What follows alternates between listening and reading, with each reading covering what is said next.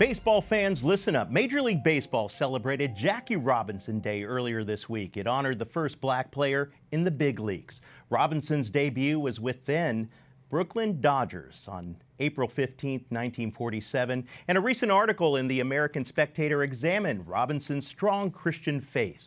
Writing in the American Spectator, Dr. Paul Kengor states that in an appearance before Congress in 1949, Robinson called himself, quote, a religious man, and he cherished America because it allowed him the freedom to worship where he wanted.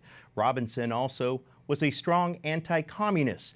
The revelations are part of a new book that Kengor was reviewing. And we're now joined by Dr. Paul Kengor, professor of political science at Grove City College and author of the book, A Pope and a President, John Paul II, Ronald Reagan, and the Extraordinary Untold Story of the 20th Century. Dr. Kengor, welcome back. Always a pleasure.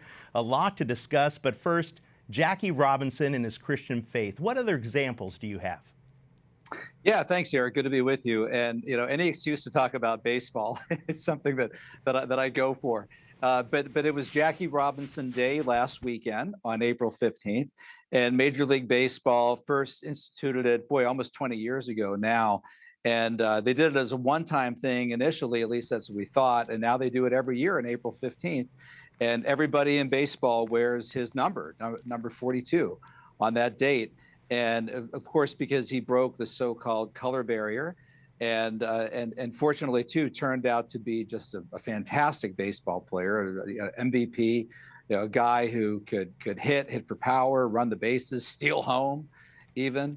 And one thing that was really, I think, his secret weapon, and my Grove City College colleague Gary Smith writes about this in a great new book on the faith of Jackie Robinson, was his faith.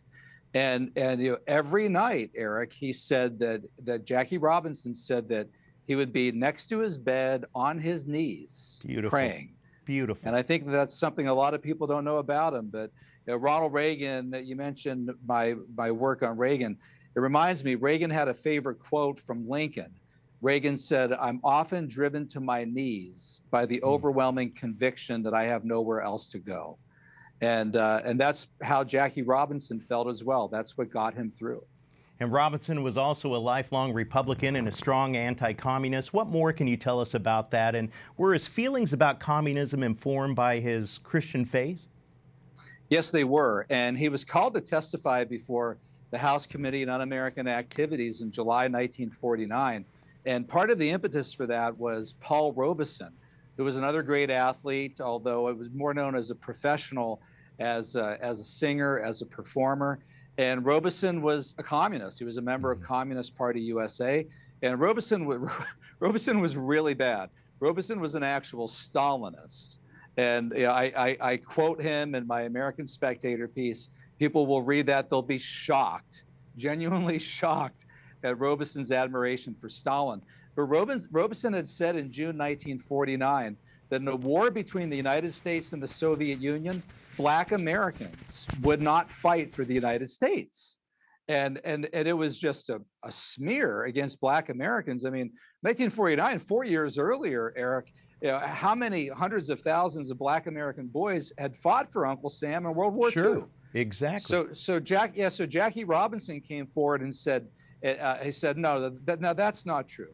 Right. And Robinson didn't say this, but I'll say it. Maybe Paul Robeson wouldn't have fought for America against the Soviets, and he wouldn't have because he swore a loyalty oath to Stalin's Soviet Union. But Black Americans would. And so Robinson came forth and testified against communism. And a month later, after Robeson made that statement, and Robinson also said why communism was wrong.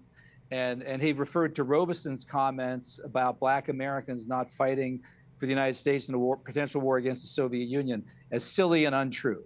So Robinson was a great American in many ways, not just as a baseball player, but I would say in his belief in America, in the system of America, and especially during the Cold War. Let me ask you this, Doctor. Why do you think that most of the portrayals of Robinson stay away from his faith or his political beliefs? It's Hollywood. It's Hollywood, man. It really is. And in the movie about Jackie Robinson, which in other ways is very touching, it's called 42, they completely ignore the faith. Right. They completely ignore the faith. And you can't do that. I mean, for a man who every night got next to his bedside and knelt down and prayed to God for strength, that's the elephant in the living room. I mean, you cannot leave that out of your portrayal, but that's what Hollywood does. And it's a shame, which is why we need books like my friend Gary Smith's book. We need writings. I think the piece I wrote for the American Spectator, you know, people need to know. They need to know about the side of Jackie Robinson. Well, Dr. Kengor, thank you so much. Political science professor at Grove City College. Thanks again. Okay, thanks so much, Eric.